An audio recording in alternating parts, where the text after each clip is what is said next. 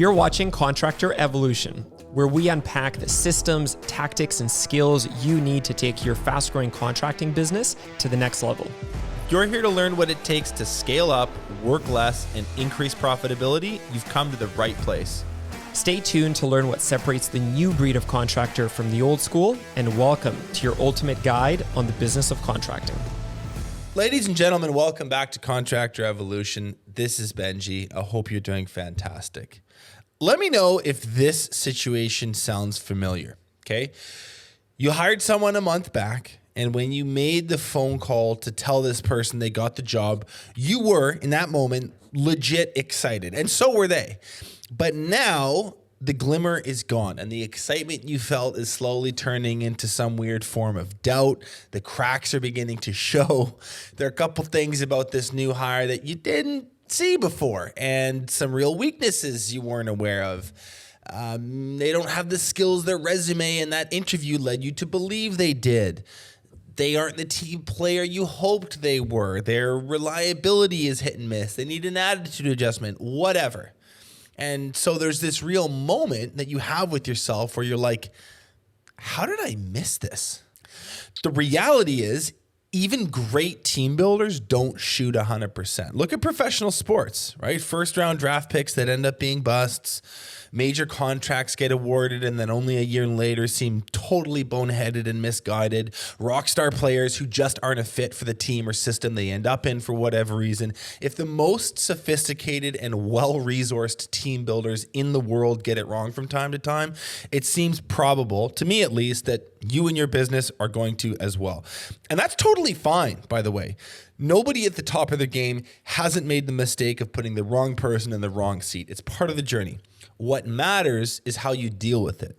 Do you exit quickly, learn, and bounce back, or do you let this mistake linger and fester? So today's episode is about the 16 signs that you've made the wrong hire. These are telltale cues that the person you just added to the org chart may not be the right fit for you. This, however, is not an exhaustive list. So if I left a couple out, which I'm sure I did, leave them in the comments below. Also, if you want to reduce the likelihood of mishires, check out our behavioral interviewing tool in the description of this episode. We can't promise perfection, but a dramatic improvement to your process is likely. Check it out for free, play around with it. It's an overnight improvement to your interviewing process. Okay, let's dive into the first of 16. Number one, they immediately want a raise. Ambition is good. Entitlement is bad. And I think we need to talk about the difference for a second. Ambition is a beautiful thing. People who have a natural hunger for more, a growth mindset, personal goals that drive them to earn more by doing more is incredibly easy to work with, right? Like you want and need people who ask for a raise because their body of work warrants it.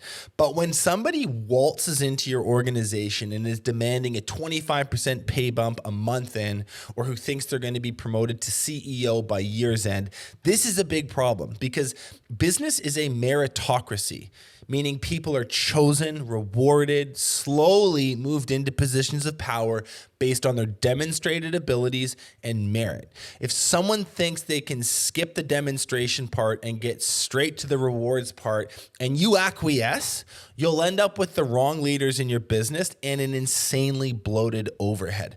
Not to mention, with the entitled types, it's never one and done. They'll be back before you know it with more demands. Remember, ego is the enemy. Number two, a steady and sudden increase in unexpected personal stuff. Okay, people have families, personal lives, commitments outside of work, obviously. And a good employer knows this. They get this, they allow a reasonable allowance for such stuff. But the key word is reasonable. It's like, hey, my kid's got a baseball tournament out of state. Can I clear off early on Friday? Sure, have fun.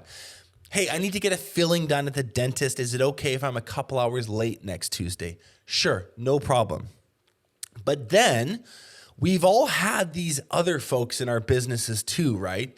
It's like, my cat's chakras are totally out of alignment and I need to take him to a feline Reiki specialist, but the thing is he lives on a mountain 2 hours away, so I'll be gone all day. And also, if you don't mind, I really want to spend the following day with Sprinkles to make sure he's all better and just feeling himself again. It's like, fuck, man. I could come up with a dozen other examples like this, but we don't need to. We're short on time. I'm sure you could come up with them too. My point is this: having commitments is not the issue. The part that's the issue is their attitude towards it. If someone is apologetic, they're professional, they're courteous, no problem whatsoever. But if they're expecting you or your team to move heaven and earth to fit their family or personal needs, your business probably ain't the place for them. High performers have kids and responsibilities too. Number 3, they have major gaps in technical skills. Okay, so if you hired someone because you were led to believe, based on the resume and the interview you did, that they had technical skills, which now a couple months later, you can see they in fact do not have, you have 2 major problems. For starters, the hole in your business that person was meant to fill remains unfilled. And second, you now have someone on the team whose integrity is majorly in question.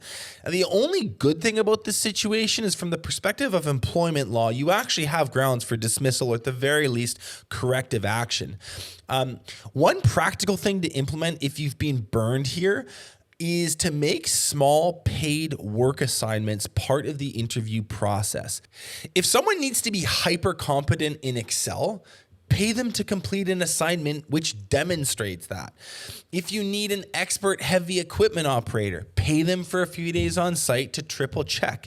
Resumes are not always as indicative of skill set as you might believe they are. Number 4, they victimize themselves and they think everyone is out to get them. Someone with a victim's mindset is really difficult to team build around.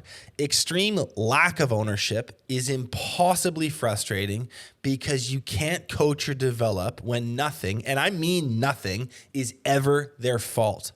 They can also slowly infect the crew around them with this shitty worldview too. This trait, however, and this is the good news, is pretty easy to interview for. What you want to do is ask them about their previous positions with a really zoomed in focus, in particular on why they left them. And you'll start to see a pattern. It was everyone else's fault. Number 5, conflict avoidant. Many people, especially here in Canada, are pathologically conflict avoidant. They'd literally rather put their hand in a hot panini press and push down than have a difficult conversation with anyone. Possessing this trait relegates people to lower parts of an organizational chart because being a leader obviously requires some degree of comfort with conflict, challenging moments, and stuff like that. But I will say exceptions to this rule are prevalent too.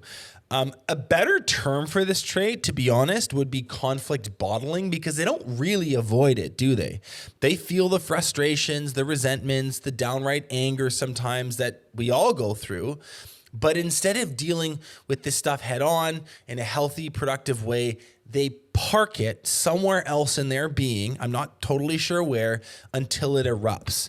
And like a ticking time bomb, conflict avoiders whisper grievances under their breath, creating toxicity until years down the line, they totally blow up in your face. I'm not saying you need to love conflict, but being pathologically avoidant of it is a big problem. Okay, sign number 6 that you've hired the wrong person into your business. They are all ideas and no execution. See, this is tricky because these folks are often quite good at interviews, and I wouldn't be surprised if some of you listening have hired someone who seemed genuinely brilliant in an interview, talking about how they'd solve certain issues in your business. They're showing real excitement about your vision and your growth, and they're sweeping gullible you off your feet in the process. And then 6 months later, you find out that not a single thing on their vision board for your company made it to the finish line. Look, ideas are the easy part. And as persuasive as ideas guy can be over a beer, you have to actually execute for any of it to be worth a goddamn thing. When it comes to field staff or salespeople, this trait is innocuous. You know, a carpenter who's a little pie in the sky is pretty harmless. But if you've hired someone into a leadership position or biz dev and they're making 6 figures without crossing big stuff off the list, you have a very big issue on your hands. Number 7, they lack coachability. The ability to objectively view yourself and accurately see your own strengths and weaknesses is a trait we call introspection, and it's the foundation upon which coachability is built. While nearly every resume you'll ever read is going to mention something along the lines of, oh, I really thrive with feedback and I love coaching and getting developed, I think we can all agree that this is often just filler fluff. It's like templated resume stuff. No one enjoys being shown their gaps. Some people are a bit better at it. But if someone is belligerently convinced that they know it all already, it makes personal development slow and cumbersome. Not to mention, no one likes working with them. Number 8. They aren't asking any questions. Starting a new position with a new company should have your mind racing with thoughts, concerns, inquiries. And a major red flag for me when I'm interviewing someone and I ask, so do you have any questions for me? Is when that is met with blank stares or some superficial and vapid question. To me, it just says they aren't paying attention. To flip this point around, asking a ton of questions, actively seeking out information right from day one. If you're seeing that stuff, that's usually a good sign of things to come. Now, some people are just quiet, and I get that, but if your new hire is just silently going through the motions, you can be sure they aren't learning as quickly as they could be. Sign number 9, that you've hired the wrong person. They're allergic to going the extra mile. Sometimes the days are long and the weeks are longer. And it is what it is. This isn't unique to blue collar businesses. By the way, this is just business, broadly speaking. Sometimes it's really hard. But if someone is hardcore about clocking out at 4:59 p.m. when another solid hour or two of given her would keep the project on schedule, would keep the customer happy, whatever the case may be, your A players are going to be absolutely exhausted by this person in no time and probably tell you to fire them very, very soon. Sign number 10, they're a partier. Use your judgment on this one because newsflash, people show up to site hungover sometimes. It's like, thanks, Captain Obvious. I don't think, personally, the occasional blurry Monday or lackluster Friday is a big deal if it's occasional, right? Think about the demographic on your work site. But if it looks to you like they're on a bender every weekend from day one where they've mysteriously contracted mono for the 3rd time this month, you may want to exit them early during that probationary period while you still can. Sign number 11, no emotional control. Short tempers, sulking, people who shut down and claim everything's fine. We're emotional beings, and that's okay. Part of your job as a leader is to help people learn how to regulate emotions. But if there is absolutely no desire or ability to compartmentalize feelings in order to manage a workload, it'll tax you and your team more than you think. When everyone in the office or on the site has to walk on eggshells so that so-and-so over there doesn't get into one of his moods or one of her moods, it kills the vibe and it reduces the candor in your organization. Not good. Sign number 12. They ask for advances on week 1. Okay, again, use your judgment because the reality is the personal finance skills of the average North American adult are shockingly bad. If you don't believe me, go look up average household debt to savings numbers if you want a real depression session. It's pretty bleak.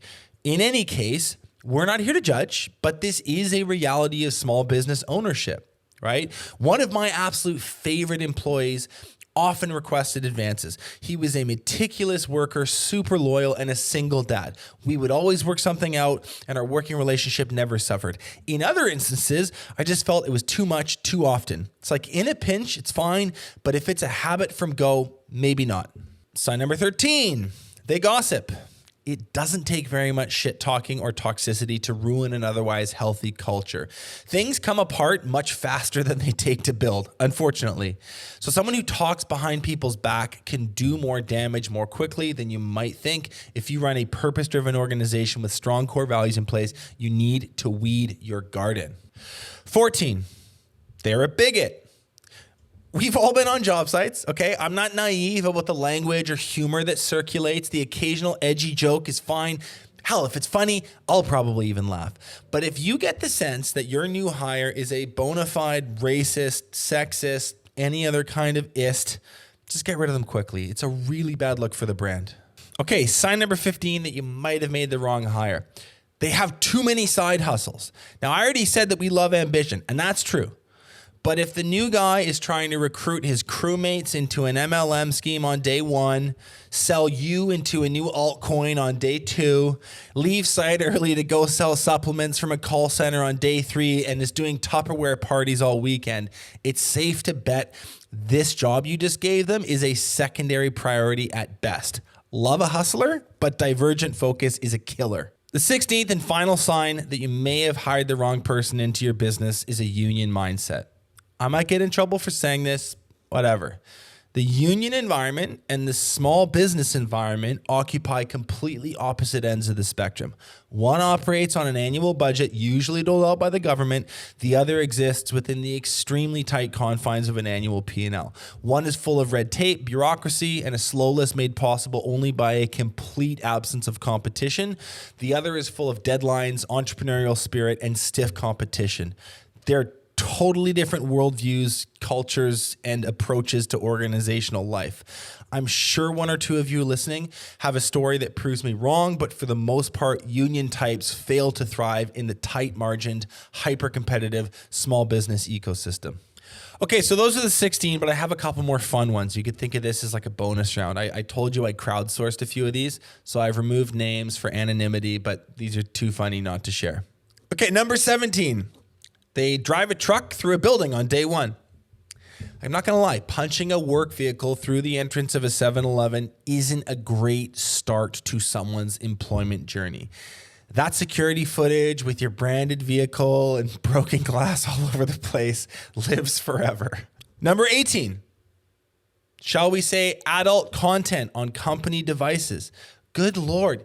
Do it at home, man. Can you please not subject our company iPads to your troubling search history? And number 19, they tell you they're a deadly weapon.